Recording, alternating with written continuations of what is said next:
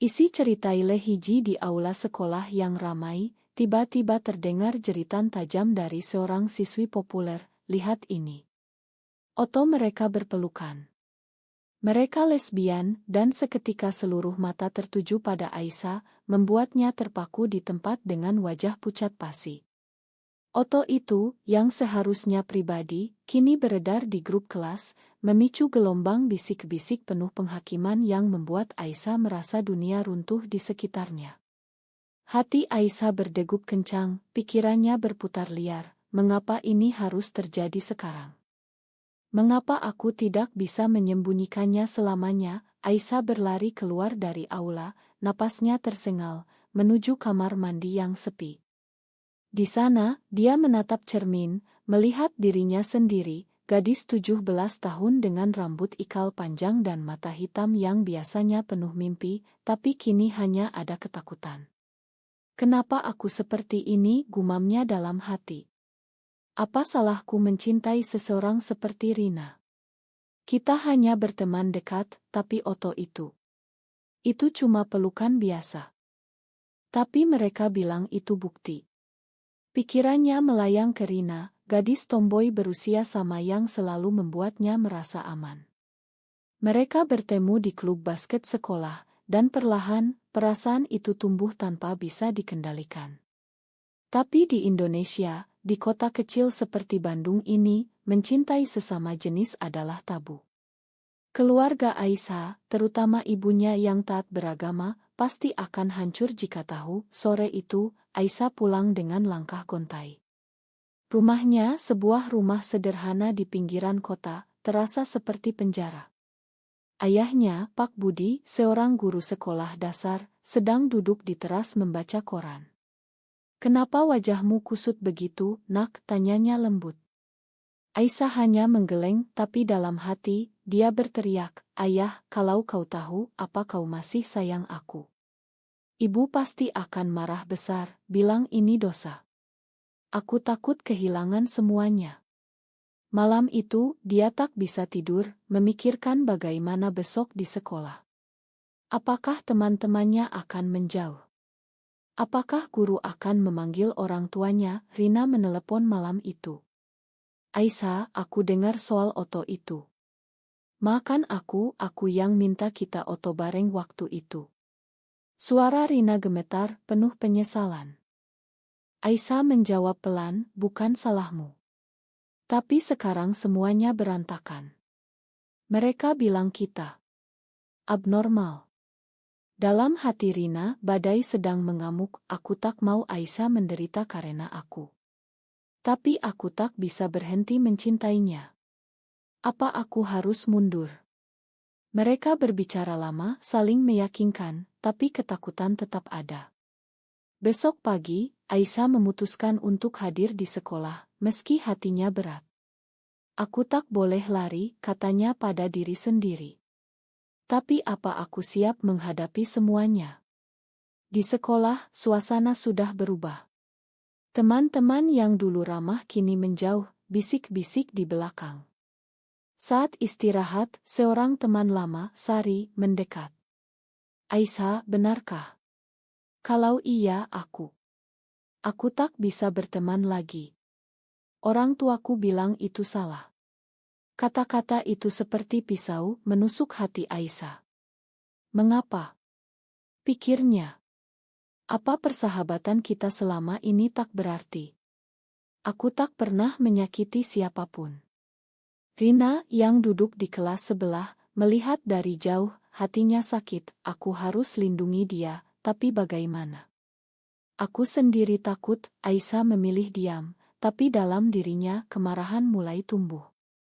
Saat pelajaran agama, guru membahas tentang nilai-nilai keluarga tradisional, dan mata semua tertuju padanya. "Kita harus menjaga moralitas," kata guru itu. Aisyah merasa seperti terdakwa.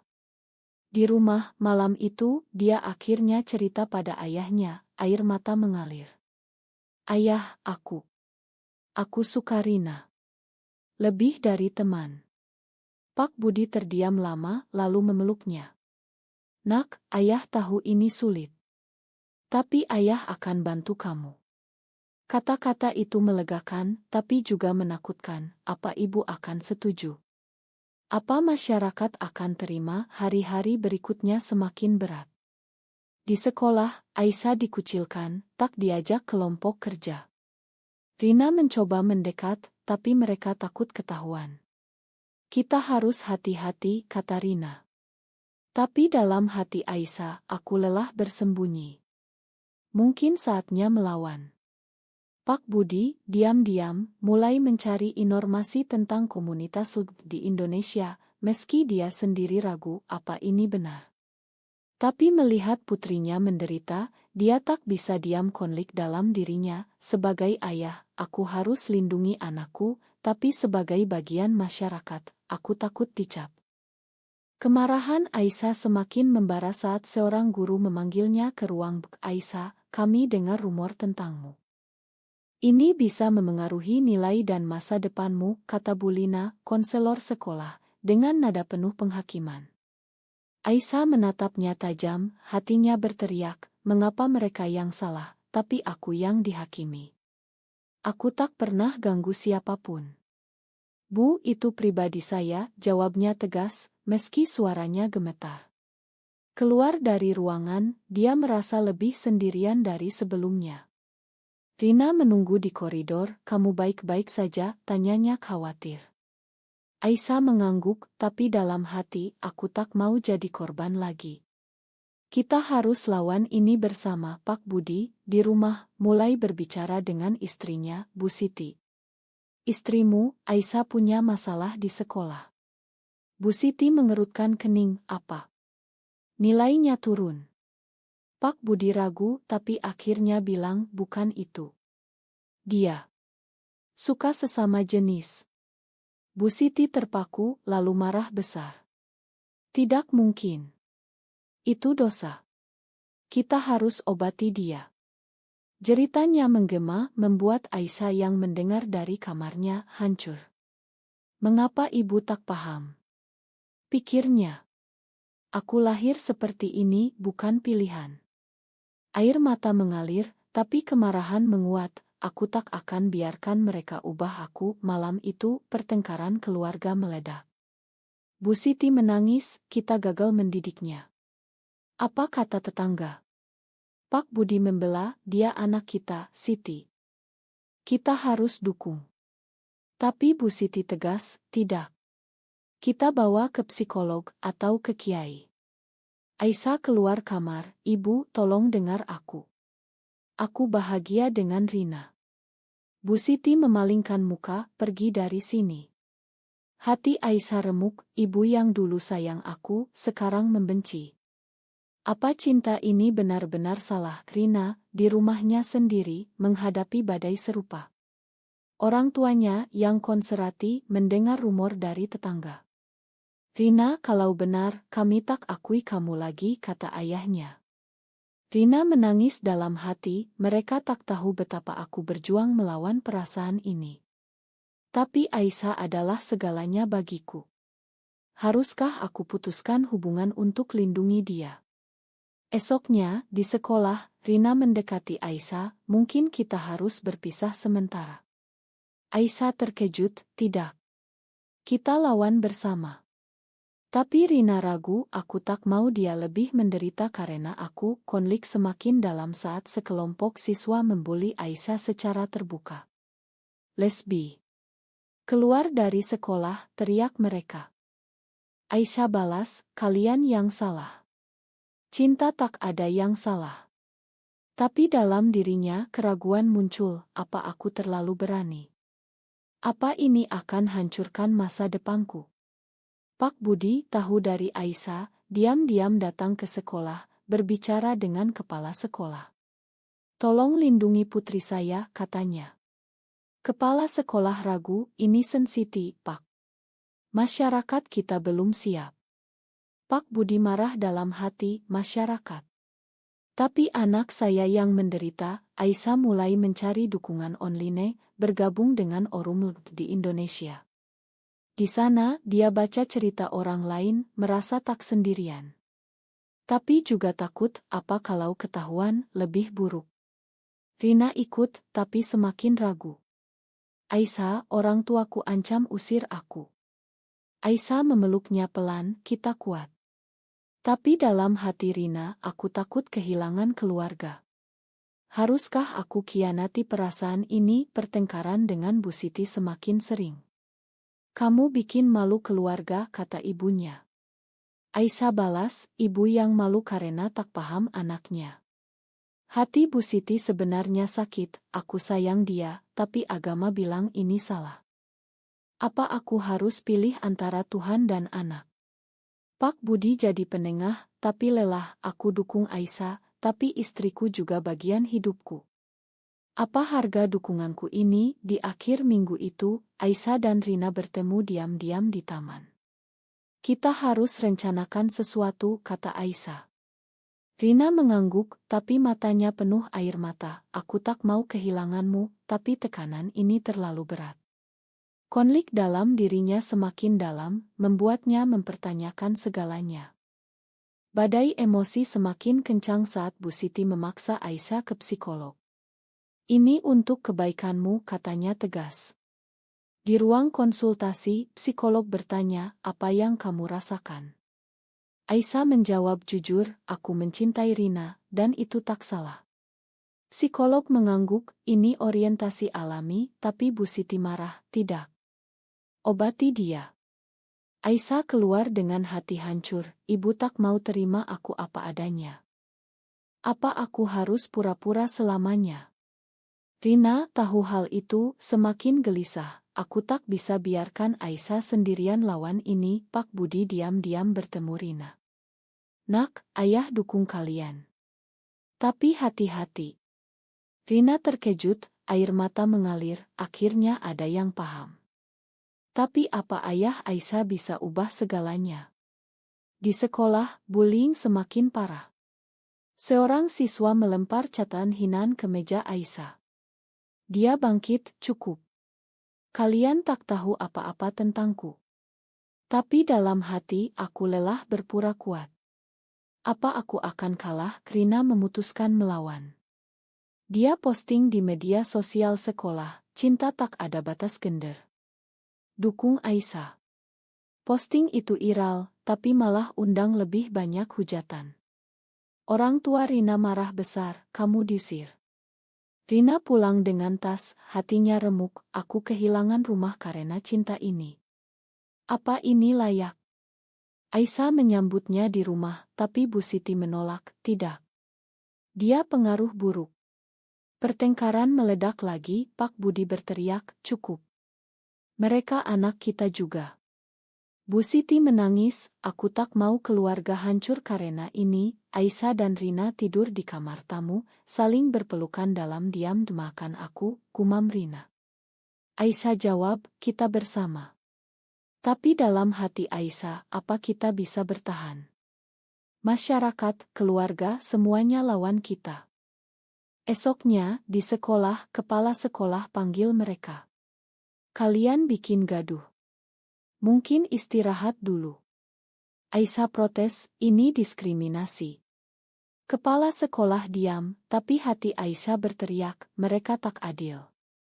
Apa hak mereka juga kami? Pak Budi mencari bantuan dari komunitas LGBT di Jakarta. Dia bertemu aktivis, bagaimana lindungi anak saya. Aktivis bilang, lawan dengan edukasi. Pak Budi ragu, aku guru, tapi ini tabu. Apa aku siap risikokan karir? Bu Siti tahu itu, semakin marah, kamu dukung dosa. Pak Budi balas, ini bukan dosa, ini cinta anak kita.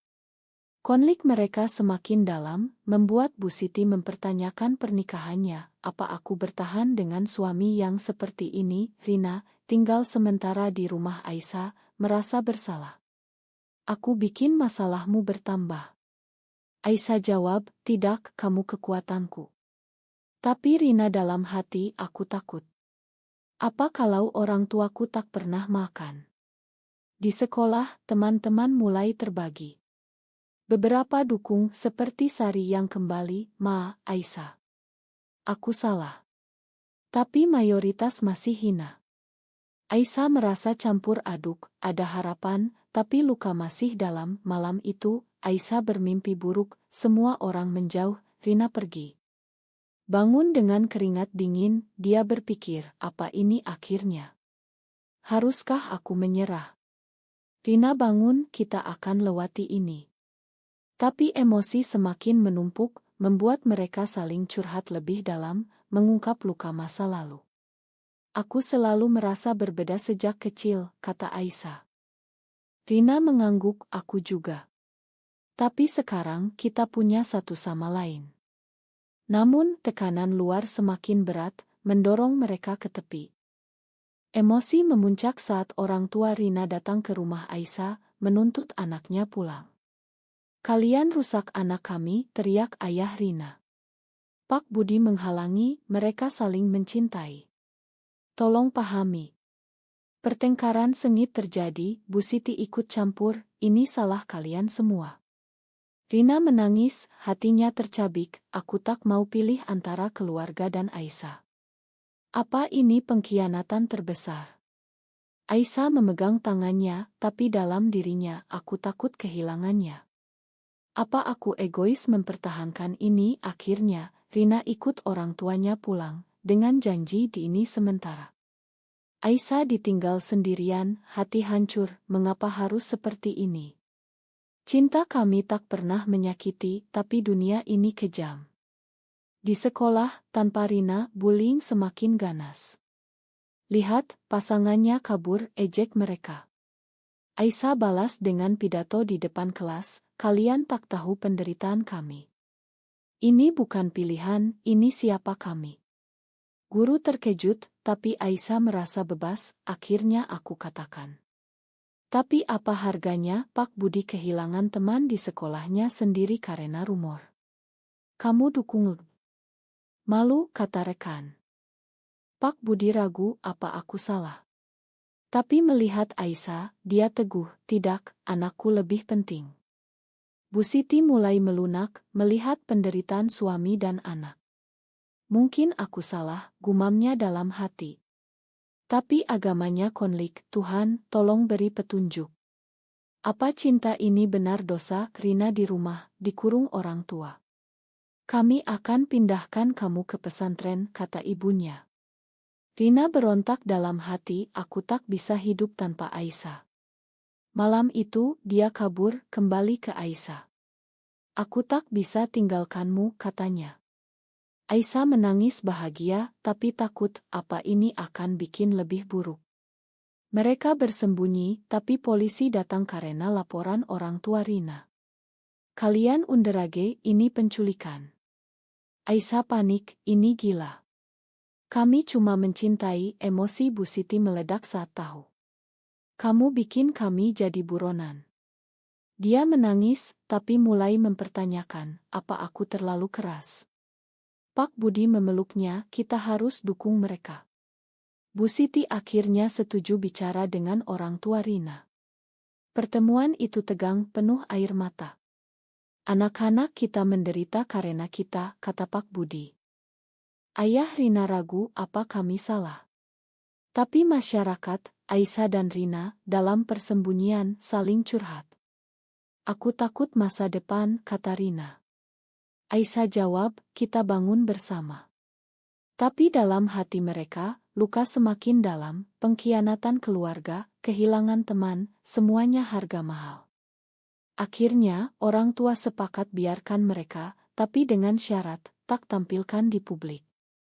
Aisyah marah, mengapa harus sembunyi? Ini bukan keadilan, emosi semakin berat saat Aisyah diancam dikeluarkan sekolah. Kalian ganggu ketertiban, kata kepala. Aisyah lawan di depan dewan guru, ini hak asasi. Dukungan mulai datang dari siswa lain. Tapi Rina sakit karena stres, membuat Aisyah hancur, aku penyebabnya. Apa aku harus lepaskan dia? Puncak emosi datang saat demonstrasi kecil di sekolah, dipimpin Aisyah. Kami berhak hidup tanpa diskriminasi, teriaknya, didukung beberapa teman. Tapi kerumunan marah, melempar batu kecil. Aisyah terluka, hatinya remuk, mengapa kebencian ini begitu dalam? Apa manusiawi? Rina berlari ke sana, Aisyah. Mereka berpelukan di tengah kekacauan, tapi polisi datang, memisahkan. Dalam tahanan sementara, Aisyah berpikir, ini akhir. Tapi aku tak menyesal lawan, orang tua mereka datang, Bu Siti menangis memeluk Aisyah. Makan ibu, nak. Ibu salah. Kata itu melegakan, tapi luka tetap, bertahun-tahun penolakan, apa bisa sembuh? Pak Budi bangga, tapi lelah, dukunganku hampir hancurkan keluarga. Apa benar? Orang tua Rina akhirnya setuju, kami akan coba pahami. Rina menangis, akhirnya, tapi berapa harga yang kami bayar, mereka dibebaskan, tapi masyarakat masih bisik-bisik. Aisyah dan Rina memutuskan pindah ke Jakarta, mencari komunitas. Kita mulai baru, kata Aisyah. Tapi dalam hati, luka ini abadi. Apa kami pernah benar-benar bebas? Bu Siti ikut, ibu akan dukung. Transformasi itu penuh air mata, dari penolakan ke penerimaan, tapi konflik internal tetap, sekolah akhirnya buat kebijakan anti-diskriminasi, berkat perjuangan Aisyah. Tapi dia tahu perjuangan belum selesai. Kita bayar mahal, kata Rina. Aisyah mengangguk, kehilangan teman, keluarga retak, jiwa terluka. Apa layak? Mereka hidup bersama, tapi bayang masa lalu menghantui. Pak Budi, diam-diam, jadi advokat, meski risikokan segalanya dalam diam malam, Aisyah bertanya pada diri, apa cinta ini pantas semua pengorbanan? Rina jawab dalam hati, ya karena kau adalah duniaku. Tapi masyarakat berubah lambat, membuat mereka terus berjuang. Akhirnya, mereka temukan kedamaian kecil, tapi pertanyaan tetap, apakah penerimaan sejati pernah datang tanpa darah dan air mata? Apakah mencintai sesama jenis selalu harus dibayar dengan pengorbanan sebesar ini? Atau masyarakat yang salah karena tak mau berubah?